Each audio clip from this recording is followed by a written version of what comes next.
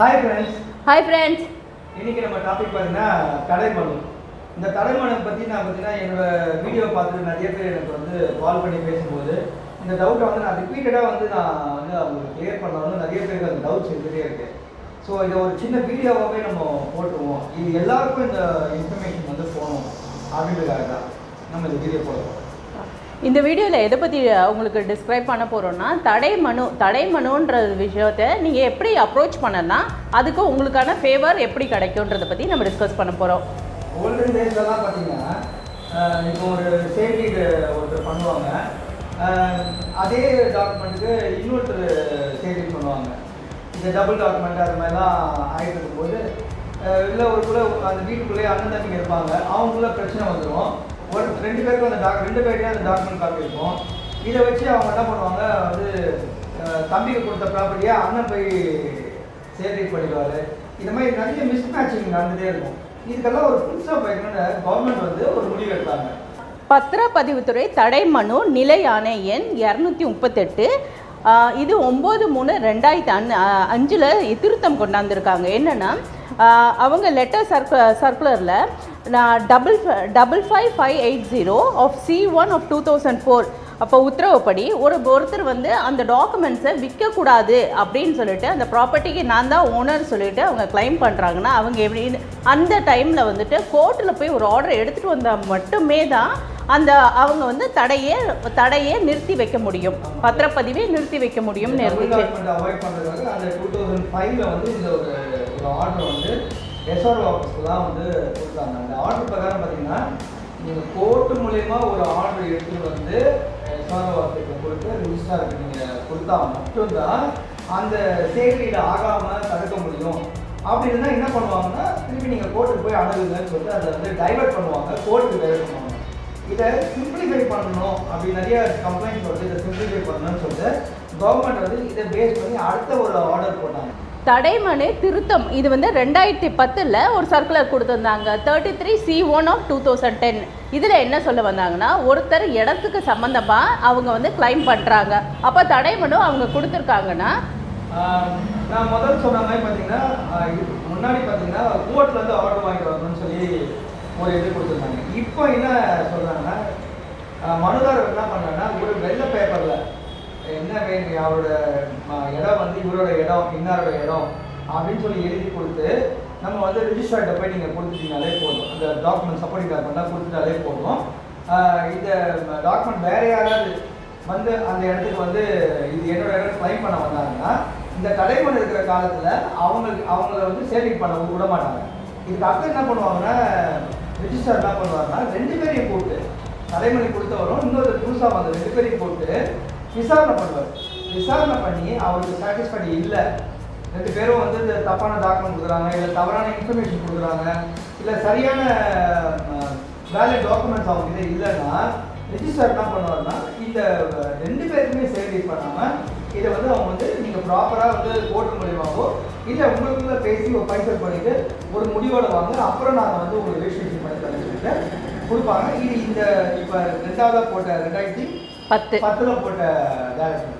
இதையும் இன்னும் கொஞ்சம் சிம்பிளிஃபை பண்ணுறதுக்காக அந்த ஒரு ப்ரொசீஜர் அந்த டீட்டெயில்ஸை வந்து திருப்பி ஒரு ஆணை போட்டாங்க. அது 2010 ஒரு ஆணை போட்டிருக்காங்க. 309/708 C1 ஆஃப் 2018 இந்த சுற்றறிக்கையில் என்ன சொல்லியிருக்காங்கன்னா ஒரு ப்ராப்பர் ப்ரொசீஜரில் இந்த தடைமனு வந்துருச்சுன்னா இதை எப்படி விசாரிக்கணும், இதுக்கான சொல்யூஷன்ஸ் எப்படி கண்டக்டணும்னா ஒரு ப்ரொசீஜர்ஸ் ஃபாலோ பண்ணுறாங்க. இப்போ தடைமனு ஒருத்தர் கொடுத்துட்டாரு. இப்போ தடைமனு கொடுக்கணும்னா ஒருத்தர் தான் கொடுக்கணும்ல. இப்போ ஒரு ஃபேமிலியில் ஒரு 5 பேர் இருக்கிறாங்க, அந்த ஒரு ப்ராப்பர்ட்டியை வந்து ஸ்பெண்ட் பண்ணி கொடுக்குறாங்கன்னா அப்போ அந்த ப்ராப்பர்ட்டியோட 5 பேரும் அந்த ப்ராப்பர்ட்டியோட ஓனர் ஆகிடுறாங்க. அவங்களுக்குள்ள இன்டர்னலாக ஒரு பாண்ட்ஸ் போட்டுருப்பாங்க, ப்ராப்பராக சேல்டீட் பண்ணியிருப்பாங்க. அந்த சேல்டீட் வரும்போது 5 பேர் அப்ரோச் பண்ணுவாங்க. இப்போ 5 பேர் தடைமனு கொடுக்க முடியும். தடைமனு கொடுத்தாங்கன்னா இந்த 5 பேரையும் கூப்பிட்டு ரிஜிஸ்ட்ரார் வந்து விசாரணை பண்ணுவார். அது ப்ராப்பராக உயிர் எழுதி வச்சுருந்தாலோ இல்லை வேறு மாதிரி ஏதாவது டாக்குமெண்ட் ஏதாவது செட்டில்மெண்ட் இது அது மாதிரி ஏதாவது போட்டிருந்தாலோ இருந்தால் மட்டும்தான் ரிஜிஸ்ட்ரார் வந்து இவங்களுக்கு வந்து சப்போர்ட் பண்ணுவாங்க. இல்லைன்னா இதை வந்து நீங்கள் கோர்ட்டில் போய் அனுப்பி செயல்படுங்கன்னு சொல்லி சொல்லுவாங்க. இந்த மாடலில் என்ன சொல்கிறாங்கன்னா நீங்கள் நம்ம ஒரு மனு எழுதுனால அந்த மனு எழுதி சப்போர்ட்டிங் டாக்குமெண்ட்ஸ் வச்சு 20 rupees கோர்ட் ஃபீ பே பண்ணி நீங்கள் வந்து ரிஜிஸ்டர்ட் ஹேண்டல் பண்ணிங்கன்னா அவங்க இந்த தலைமுறை அக்செப்ட் பண்ணி உங்களோட சேல்டீட் அந்த சர்வே நம்பரை வந்து வேறு யாரும் உங்களுக்கு அடுத்த சொந்தக்காரங்க தவிர்த்து வேறு யாரும் அதை விற்காத மாதிரி அந்த ஒரு சூழ்நிலையை உருவாக்கி வைப்பாங்க ரிஜிஸ்டராக. ஸோ உங்களுக்கு தடைமனுவை பற்றி எதாவது டவுட்டு எதாவது கிளாரிஃபிகேஷன் தேவைப்பட்டால் எங்கள் வீடியோவில் எங்கள் நம்பர் டிஸ்பிளே ஆகும். உங்களுக்கு தேவையான லீகல் கிளாரிஃபிகேஷன் நாங்கள் ஃப்ரீயாகவே கொடுக்குறோம். இந்த தடை மனுன்றது பார்த்தீங்கன்னா சிலர்லாம் இந்த வட்டி கொடுத்துருப்பாங்க, வட்டிக்கு சப்போர்ட்டிங் டாக்குமெண்ட்டாக கொடுத்துருப்பாங்க. அந்த நீங்கள் பணத்தை கட்டிட்டு பணத்தை ப்ராப்பராக கட்ட முடியல டாக்குமெண்ட்ஸை கேட்கும்போது அவங்க சொல்லுவாங்க இது என் பேரில் நான் எழுதி வாங்கிட்டேன், நீ வந்து ஒரு பத்திரம் வெத்து பத்திரம் எழுதி கொடுத்த, இதை என் பேரில் எழுதி வாங்கிட்டேன், இப்படிலாம் வந்து சொல்கிறாங்க. இது எனக்கு ரெப்பிட்டடாக கால்ஸும் வருது. எல்லாருக்கும் காமனாக எல்லாருக்காக சொல்கிற என்ன விஷயம்னா சேஃப்டி பார்த்தீங்கன்னா எஸ்ஆர்ஓ ஆஃபீஸில் தான் பண்ண முடியும். உங்கள் பேரில் ஒரு டாக்குமெண்ட் இருந்தால் நீங்கள் போய் சைன் பண்ணால் தான் இன்னொருத்தருக்கு அது மாறும். நீங்கள் ஒரு வெத்து பத்திரம் எழுதி கொடுத்தாலோ இல்லை ஒரு வெத்து பத்திரத்தில் சைன் பண்ணி கொடுத்தாலோ இது மாதிரி நீங்கள் இந்த பத்திரத்தை எடுத்துக்கோன்னு சொன்னால் கூட சேல்ரீட் ஆகிறதுக்கு வாய்ப்பே கிடையாது. அதனால் அந்த மாதிரி சூழ்நிலையில் யாராவது போய் சொன்னாங்கன்னா அவங்க போய் சொல்கிறாங்கன்னு அர்த்தம். நீங்கள் இமீடியட்டாக போயிட்டு ஒரு ஈஸி போட்டு பாருங்க. முதல்ல ஈஸி பார்த்தாலே தெரிஞ்சிடும் உங்கள் பேரில் அந்த இருக்குன்னா நீங்கள் எந்த விஷயத்தையும் பயப்படாது. இது தவிர ஃபேமிலிக்குள்ளே ப்ராப்பர்ட்டி இருக்குதுன்னு வச்சுக்கோங்களேன், உங்களுக்கு தெரியாமல் உங்கள் ப்ராப்பர்ட்டியை உங்கள் ஃபாதரோ மதரோ இல்லை உங்கள் பிரதர்ஸ் யாரோ விற்கிறாங்க அப்படின்ற பட்சத்தில் உங்களுக்கு அந்த இடத்துல உங்களுக்கான நியாயம் கிடைக்கலன்னா நீங்கள் இதே மாதிரி நீங்கள் ரிஜிஸ்டர் அப்ரோச் பண்ணி உங்கள் டாக்குமெண்ட்ஸ்க்கு ஒரு தடை மனு கொடுத்து வச்சுருந்தீங்கன்னாவே போதும். உங்களுக்கு உங்கள் ப்ராப்பர்ட்டி சேல் ஆகுதுன்னா கண்டிப்பாக உங்களுக்கு இன்டிமேஷன் இருக்கும். இன்னொன்று நீங்கள் உங்களுக்கு ப்ராப்பர்ட்டி மேலே ஒரு சந்தேகம் இருக்குது, யாரோ உங்கள் ப்ராப்பர்ட்டியை வந்து மிஸ்யூஸ் பண்ணுவாங்க, உங்களை மாதிரி அவங்ககிட்ட ஒரு டாக்குமெண்ட் இருக்குது அப்படி இப்படின்னு ஏதாவது ஒரு டவுட்ஃபுல் இருந்தால் கூட நீங்கள் இந்த மாதிரி விஷயத்துக்கு போய் நீங்கள் கோர்ட் அணுக தேவையில்லை. நேராக போய் நான் சொன்ன மாதிரி ஒரு மனு எழுதி 20 ரூபீஸ் ஸ்டாம்ப் பேப்பர் ஒட்டி கோர்ட் ஃபீ ஒட்டி அந்த சப்போர்ட்டிங் டாக்குமெண்ட் உங்ககிட்ட அந்த சப்போர்ட்டிங் டாக்குமெண்ட்டை செக் பண்ணி நீங்கள் ரிஜிஸ்டர் கொடுத்தீங்கன்னா அவங்க ரிஜிஸ்டர் பண்ணி அந்த சர்வே நம்பர்லாம் ஆட் பண்ணுவாங்க. ஸோ உங்களை தவிர்த்து வேறு யாராவது உங்களோட ப்ராப்பர்ட்டி விற்க வராங்கன்னா கண்டிப்பாக வந்து உங்கள் 2 பேரையும் கூப்பிட்டு விசாரணை பண்ணி ரெஜிஸ்டர் சாட்டிஸ்ஃபைடு ஆனால் மட்டும்தான் அந்த டாக்குமெண்ட் அந்த சேல்ரீட் வந்து அடுத்த பர்சன்ட் ஆகும். இல்லைன்னா அதை திருப்பி வந்து கோர்ட்டுக்கு டைவர்ட் பண்ணி நீங்கள் ப்ராப்பராக ஆர்டர் பண்ணிட்டு அதை இது பண்ணி அனுப்பிச்சுவாங்க.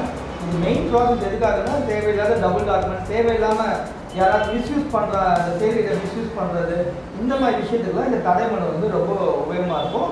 இதை வந்து எல்லாரும் யூஸ் பண்ணணும். டவுன் சவுத்தில் மேஜராக பார்த்தீங்கன்னா டவுன் சவுத்தில் நம்ம பிரச்சனை நிறையா இருக்குதுன்னு நான் நினைக்கிறேன். ஏன்னா எனக்கு நிறைய கால்ஸ் டவுன் சவுத்தில் தான் எனக்கு நிறைய கால்ஸ் இருந்துச்சு. இது எல்லாமே டவுன் சவுத்துறதுக்கு இது ஒரு இன்ஃபர்மேஷனாகவே நான் கொடுக்குறேன். இது சம்மந்தமாக உங்களுக்கு வேறு ஏதாவது அந்த தடைமனை பற்றி டவுட் இருந்தால் கூட என்னோட நம்பர் இந்த வீடியோவில் ரிஃப்ளெக்ட் ஆகும். நீங்கள் கால் பண்ணிங்கன்னா கண்டிப்பாக நான் உங்களுக்கு லீகல் ஆலோசனை கொடுக்குறேன்.